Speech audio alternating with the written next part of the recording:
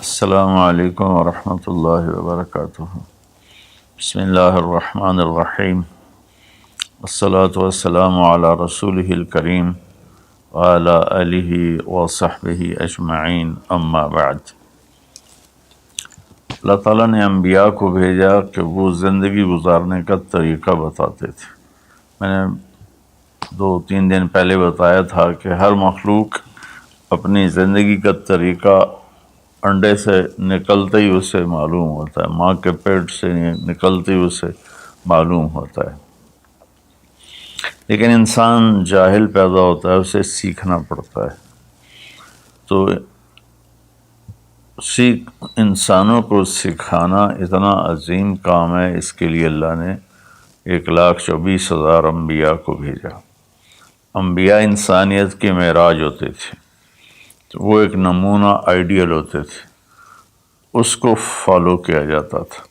جیسے اللہ تعالیٰ نے فرمایا قل ان کنتم تحبون اللہ فاتبعونی، اگر تم یہ دعویٰ کرتے ہو کہ ہمیں اللہ سے محبت ہے اور اس کے رسول سے محبت ہے، تو تم کیا کرو؟ پھر میرا اتباع کرو۔ حظ النال بالنال، جو کچھ جس طرز پر میں نے زندگی گزاری ہے تم بھی اس پہ زندگی گزارو، تو یحببکم اللہ، تو پھر اس کا صلہ کیا ملے گا؟ اللہ تم سے پیار کرے گا۔ پھر اللہ جن سے پیار کرتا ہے پھر اللہ تعالیٰ ان کو دنیا میں بھی عزت دیتا ہے، اللہ تعالیٰ ان کو آخرت میں بھی عزت دیتا ہے۔ تو اللہ کے نبی کی زندگی کی تعلیمات ایک لمبا چوڑا نظام ہے، لیکن اگر اس کو خلاصہ کروں تو چند حدیثیں ہیں۔ آپ نے ارشاد فرمایا اربع اذا كانت فیک ما ضرک ما فاتک من الدنیا۔ آپ نے فرمایا کہ میری امت 4 باتیں مجھ سے لے لو فرائض کے بعد۔ دیکھو میرے بھائی بہنوں، نماز کی معافی نہیں ہے، اس کو ہر حال میں پڑھنا ہوتا۔ ایک ایمان 24 گھنٹے فرض ہے، نماز 5 وقت فرض ہے، روزہ سال میں 1 مہینہ فرض ہے، زکوٰۃ سال میں 1 منٹ 1 ٹائم کے لیے فرض ہے، سال گزرنے کے بعد آئندہ سال آنے تک اس کو کلیئر کرو۔ حج زندگی میں 1 دفعہ فرض ہے، جب کبھی اللہ توفیق دے اس کو ادا کرو۔ تو ان فرائض کے بعد پھر ان فرائض میں صرف نماز ایسی ہے جس میں کوئی عذر قبول نہیں سوائے بے ہوشی اور موت کی۔ اس کے علاوہ ہر حال میں نماز کا پڑھنا اللہ تعالیٰ نے ہمارے ذمے کر دیا ہے۔ روزہ بیمار ہے تو نہ رکھے، بعد میں رکھ لے، سفر میں ہے بعد میں رکھ لے، زکوٰۃ دینے کا وقت آیا تو پیسے کوئی نہیں ہے تو ٹھیک ہے اب نہ دے، بعد میں دے دے۔ اور حج میں بھی ایسا ہے کہ بیمار ہے تو نہ کرے، راستے میں فتنہ ہے تو نہ کرے، یعنی جنگ ہے یا بدامنی ہے تو مت کرے، لیکن اس کو مؤخر کر سکتا ہے، کسی بھی سال حج کر لے۔ ان الصلاۃ کانت علی المؤمنین کتابا موقوتا، نماز وہ چیز ہے جو اللہ تعالیٰ نے تمام دنیا کے مسلمانوں پر فرض کی ہے، اس میں کوئی گنجائش نہیں ہے۔ تو میری یہ سب بہن بھائیوں سے گزارش ہے، بچے بچیوں سے، نماز ضرور پڑھیں، اللہ کے واسطے نماز ضرور پڑھیں۔ اس میں کوئی معافی اللہ تعالیٰ نے نہیں رکھی۔ اللہ کے لیے میں آپ سب سے منت کرتا ہوں، میں کہا کرتا ہوں اگر نماز چھوڑنے کی گنجائش ان 15ویں صدی جا رہی ہے، 1441 ہو گئی ہے، اگر اس میں کسی کو گنجائش ملتی تھی تو میرے نبی کے نواسے حسین علیہ السلام کو کربلا کے میدان میں ملتی تھی، لیکن انہوں نے بھی وہاں نماز نہیں چھوڑی، سر کٹوا دیا۔ تو برائے مہربانی نماز سارے بچے بچیاں بہن بھائی ضرور ادا کریں۔ تو وہ حدیث یہ تھی۔ اس کے بعد نماز، روزہ، حج، زکوٰۃ کے بعد، زکوٰۃ اور حج مالداروں پر ہے۔ اس کے بعد یہ ایک حدیث پر میں عمل کر لوں، یہ سامعین عمل کر لیں، جہاں تک میرا پیغام پہنچے وہ عمل کر لیں، تو میرے نبی کا فرمان ہے تمہارا دنیا میں کوئی نقصان نہیں ہے، تمہیں دنیا میں کوئی چیز نقصان نہیں پہنچا سکتی، تم پرامن رہو گے، اللہ کے سائے میں رہو گے، اور جب دنیا یہ ہے تو آخرت پھر یقیناً اللہ تعالیٰ ان کا ساتھی بن جاتا ہے۔ وہ 4 باتیں کیا تھیں؟ صدق و حدیث، حفظ و امانت، حسن و خلیقت، عفت فی طعمت۔ 4 بات آپ نے ارشاد فرمایا، ہمیشہ سچ بولنا، جھوٹ نہ بولنا، کہ میرے نبی کا فرمان ہے کہ مسلمان جھوٹ نہیں بول سکتا ہے۔ ایک صحابی نے پوچھا، یا رسول اللہ یکون المومن جبانا، کیا یہ ممکن ہے کوئی مسلمان بزدل ہو؟ بزدل، بز کہتے ہیں بکری کو، اور آگے دل، بکری کے دل والا۔ تو بکری سب سے ڈرپوک جانور ہے، تو اس کو پھر جو آدمی ڈرنے والا ہو اس پر لگا دیتے ہیں۔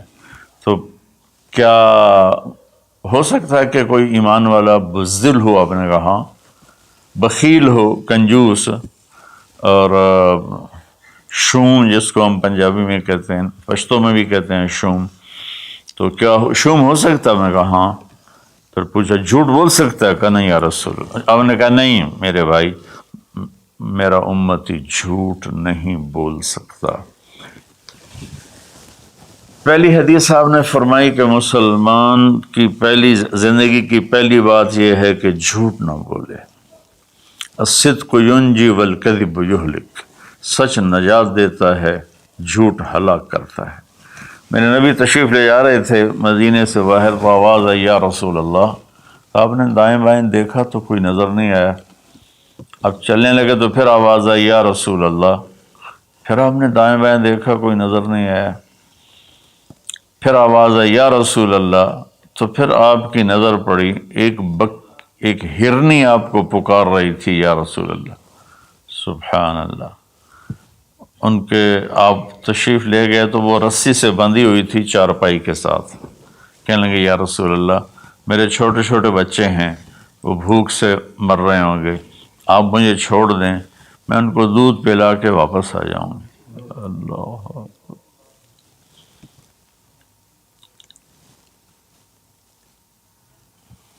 ایک جانور اطاعت کے لیے اتنا بڑا جذبہ دکھا رہا ہے کہ میں آ جاؤں گی، اور اسے پتہ ہے کہ میں آؤں گی تو پھر میرے ساتھ کیا ہوگا، میں پھر کبھی دوبارہ واپس نہیں جا سکوں گی، مجھے ذبح کیا جائے گا، مجھے پکایا جائے گا، کھایا جائے گا۔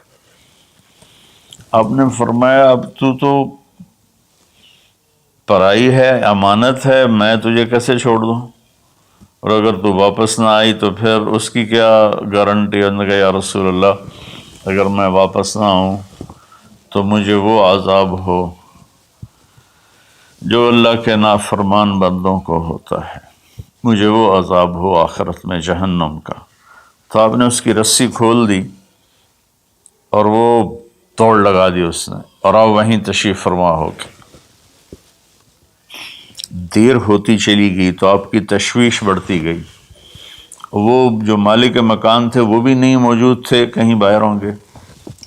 کافی دیر کے بعد آپ نے دیکھا وہ پہاڑ کی چوٹی سے نیچے آ رہی تھی، اور بھاگتے بھاگتے بھاگتے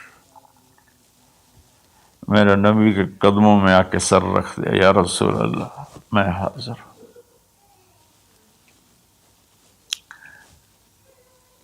ایک جانور اپنی جان دینے کے لیے تیار ہے نبی کی وجہ سے، ہم اپنے نبی کی ایک سنت پر تیار نہیں ہیں، اپنے نفس کی وجہ سے، اپنی ایگو کی وجہ سے، ماحول معاشرے کی وجہ سے۔ آپ نے اس کو پھر رسی سے باندھ دیا اور وہیں بیٹھ گئے۔ کچھ دیر کے بعد مالک آیا، اس نے دیکھا اللہ کے نبی کو، جیسے یہ ہمارے دیہاتوں میں ہوتا ہے، جو میں اپنے گاؤں میں ہوں تو کچھ لوگ اپنے جہاں زمین ہوتی ہے نا وہاں چھوٹے چھوٹے مکان بنا لیتے ہیں اور وہیں رہتے ہیں۔ تو یہ صحابی بھی ایسے ہی تھے کہ انہوں مدینے سے باہر مکان بنایا ہوا تھا، بکریاں تھی، ریوڑ تھے۔ تو اس نے حیرت کا اظہار کیا، یا رسول اللہ آپ یہاں کیسے تشریف لائے؟ کہا میں ایک درخواست کرنا چاہتا ہوں۔ تو ان کی یا رسول اللہ فرمائیے درخواست کا کیا مطلب ہے؟ کہا یہ ہرنی مجھے ہدیہ کر دو، مجھے دے دو۔ وہ حیران ہو کر کہنے لگے یا رسول اللہ آپ پر تو جان مال عزت آبرو اولاد ہر شے قربان ہے، یہ بکری کی کیا حیثیت، یہ ہرنے کی کیا حیثیت؟ آپ نے کہا بس مجھے یہی چاہیے۔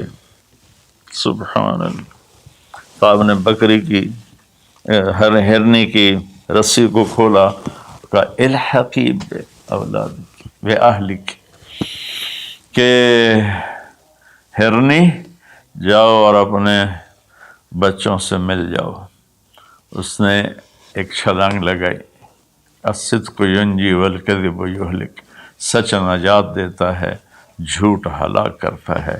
اس نے یوں آپ کے سامنے رکوع کیا اور سجدے میں جیسے جاتے ہیں سر زمین تک اس نے رکھا، پھر یوں اٹھایا اور آگے کو چل پڑی۔ پھر تھوڑی دور گئی، پھر پیچھے مڑ کے آپ کو دیکھا، پھر آپ کے سامنے یوں سر جھکا، پھر یوں سر اوپر کیا، پھر چلی، پھر تھوڑی دیر کے بعد رک کر پیچھے مڑ کے آپ کو ایسے سجدہ شکر جیسے کہتے ہیں۔ جب تک وہ اللہ کے نبی کی آنکھوں سے غائب نہیں ہوئی، وہ اس طرح کرتے کرتے کرتے پہاڑوں میں غائب ہو گئی۔ ایک ہرنی اگر اتنا ایمان رکھتی ہے نہ جاتی واپس تو کون ڈھونڈتا اسے؟ لیکن اس نے اپنی جان کا سودا کیا نبی کے بول پر اور سچائی دکھائی، تو اللہ نے سچائی کو کامیابی بنا کے دکھا دیا۔ الصدق ینجی والکذب یہلک، میرے نبی کا فرمان ہے سچ نجات دیتا ہے، جھوٹ ہلاک کرتا ہے۔ اور دوسری بات فرمائی حفظ امانت۔ تو بھائیو بہنوں بچوں بچیوں، آج کے بعد نیت کرو جھوٹ نہیں بولنا ہے، جھوٹ نہیں بولنا ہے، کہ مسلمان کی شان کے خلاف ہے کہ وہ جھوٹ بولے۔ اتنی ہماری یہ عادت ہو جائے کہ ہماری بات کو سن کر اگلا فوراً مان جائے کہ یہ تو کبھی جھوٹ بولتا ہی نہیں، پھر آپ دیکھو اللہ آپ کی عزت کیسے کرائے گا۔ دوسرا فرمایا حفظ و امانت۔ دیکھو میری امت زندگی میں امانت دار، امانت کی حفاظت کرنا، کیا مطلب؟ کسی کو دھوکہ نہ دینا، کسی کے ساتھ فراڈ نہ کرنا، کسی کے ساتھ دو نمبری نہ کرنا، ہائے ہائے، نہ کسی انسان کے ساتھ بطور انسان غیر مسلم، اور نہ کسی مسلمان کے ساتھ، کہ کسی مسلم غیر مسلم کو دھوکہ نہ دینا۔ ایک صحابی ہیں جریر بن عبداللہ رضی اللہ تعالیٰ عنہ، انہوں نے اپنے نوکر سے کہا منڈی سے گھوڑا خرید کے لاؤ اور میرے پاس لے آنا، میں پیسے ادا کر لوں گا۔ تو وہ منڈی گیا اور 300 میں گھوڑا کی رقم طے کر کے لے کر آیا اور کہا حضرت 300 میں خریدا ہے، آپ پیمنٹ کر رہے ہیں۔ جریر بن عبداللہ یمن کے شاہی خاندان سے تھے، انہوں نے وہ نسلوں کو پہچانتے تھے گھوڑے کی، انہوں نے ایسے دیکھا تو گھوڑا قیمتی تھا، مالک مکان کو، مالک گھوڑے کو بھی پتہ نہیں تھا، لیکن کسی کو دھوکہ نہیں دینا، یہ میرے نبی کا فرمان ان کے اندر گونج رہا تھا۔ کہنے لگے میرے بھائی میں آپ کے گھوڑے کے 300 کر دوں؟ وہ بڑا حیران ہوا، بھی کبھی خریدنے والا بھی قیمت بڑھاتا ہے۔ وہ تو کہتا ہے جی 2-4 روپے اور گھٹ کرو، وہ کہتا ہے جی ساڑھی اتنی خرید ہی کوئی نہیں، یہ روزانہ کا جھوٹ ہے۔ تو انہوں نے کہا جی کر دو، پھر کہا 400 کر دوں، کہا جی کر دو، کہا 500 کر دوں، 600 کر دوں۔ وہ بیچارہ پریشان ہو گیا کہ لگتا ہے میرا مذاق ہو رہا ہے۔ جب انہوں نے کہا 800 کر دوں، کہنے لگا حضور میں تو 300 تے بھی راضی ہوں، تسی پتہ نہیں 500 کیڑی گل دا بتایا، میں نے جی منظور ہے تسی 800 کر دو۔ تو آپ نے خادم سے فرمایا اس کو 800 دے دو اور گھوڑا باندھ دو۔ وہ تو پٹھیاں چھالا مار دو یا نکلیا بھی میرے تو کام بن گئے، سر کڑائی تے پنجے کے ہوئے چ۔ تو جب وہ باہر نکلا تو ان کے خادم نے عرض کیا حضرت میں جب 300 طے کر کے آیا تھا اور اس نے خوشی سے قبول کیا تھا، تو 500 جناب نے کس خوشی میں بڑھائے ہیں؟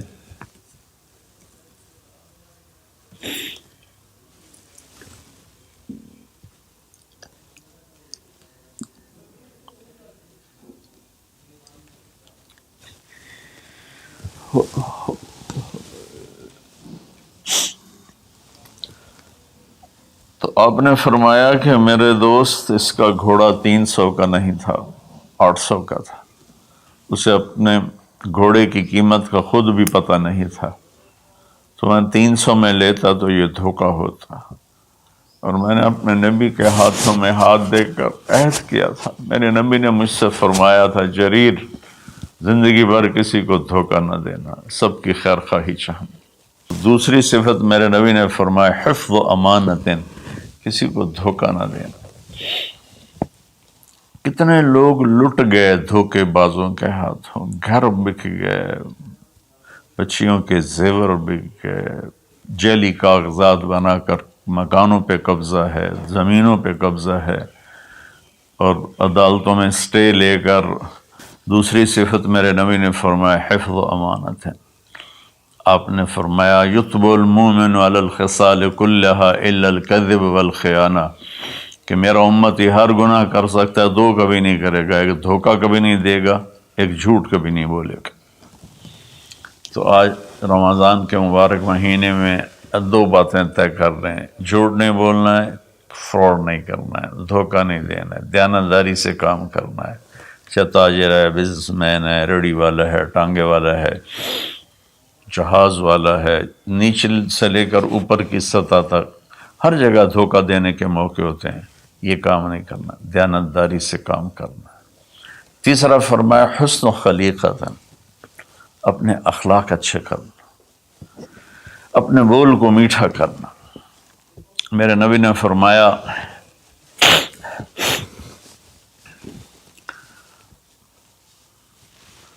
معاذ تمہیں اپنی شریعت کا خلاصہ بتاؤں؟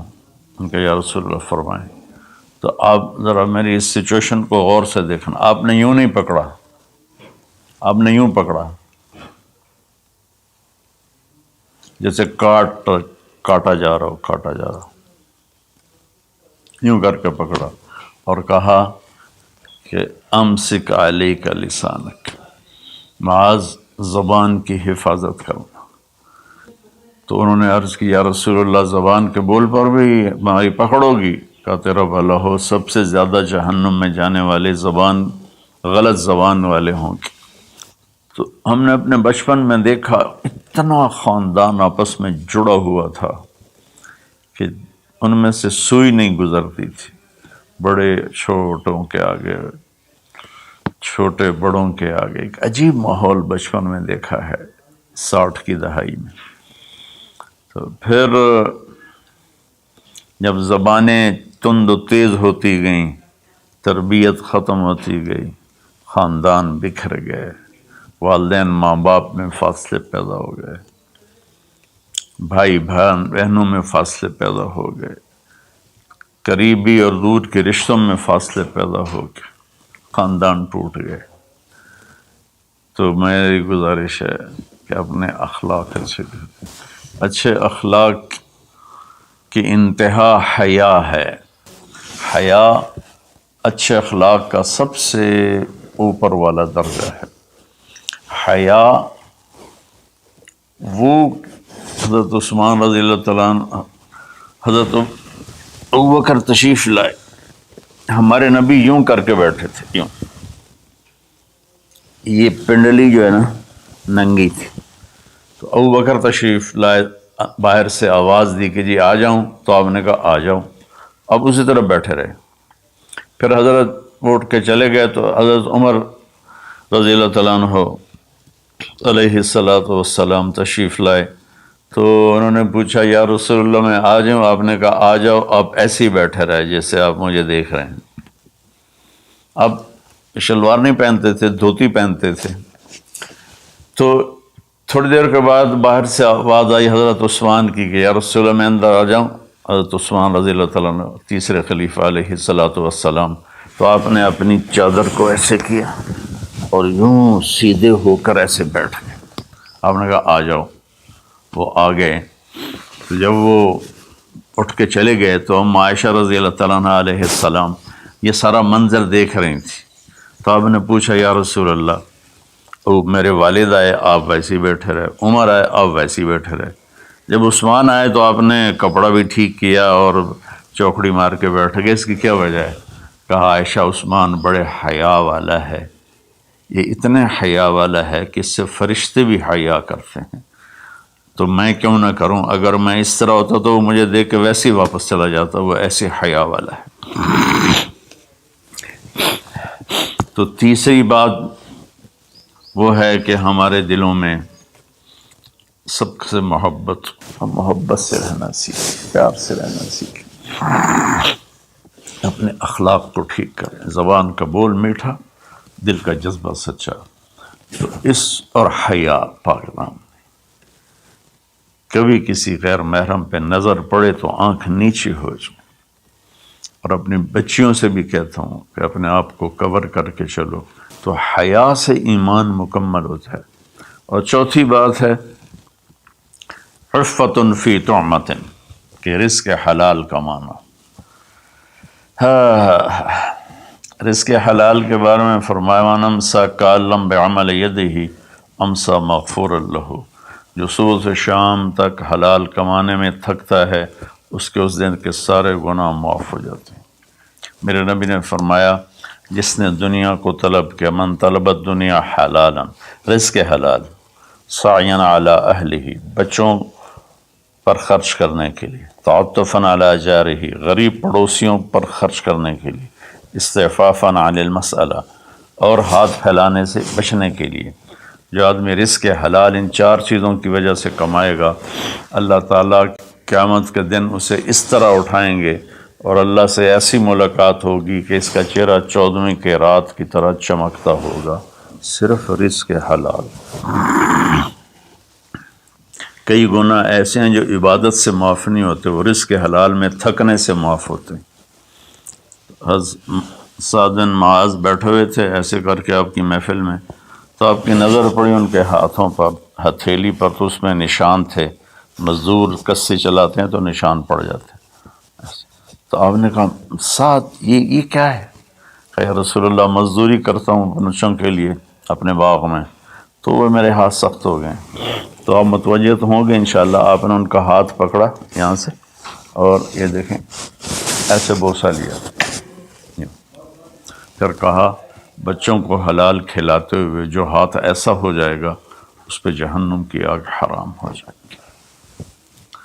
میرے نبی نے کہا سچا تاجر نبیوں کے ساتھ اٹھایا جائے، کیونکہ تجارت میں سچ بولنا روزانہ ذبح ہونا ہے، تاجر کے جھوٹ سچ کا امتحان ہے۔ باقی اپنی زندگی میں بھی بھائیو رزق حرام سے بچو، رزق حلال کماؤ۔ حلال تھوڑا بھی برکت والا ہے اور حرام زیادہ بھی تباہ کر دیتا ہے۔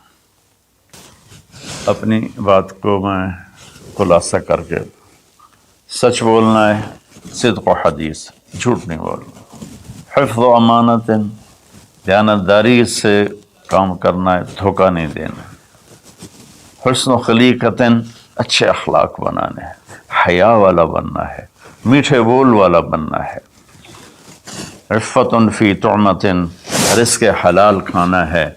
اس کے بعد آنکھیں بند، پھر موت ایسا ہے اللہ کے رب ہونے کی قسم، یہ مرد یا عورت، اس کے لیے موت سب سے بہترین تحفہ ہوگا، بہترین تحفہ ہوگا کہ جب یہ اللہ کی بارگاہ میں جائے، اللہ اسے ہنس کے ملے گا، خوش ہو کے ملے گا، اور یہ اللہ کو خوش ہو کے ملے گا۔ اللہ مجھے آپ کو عمل کی توفیق بخشے۔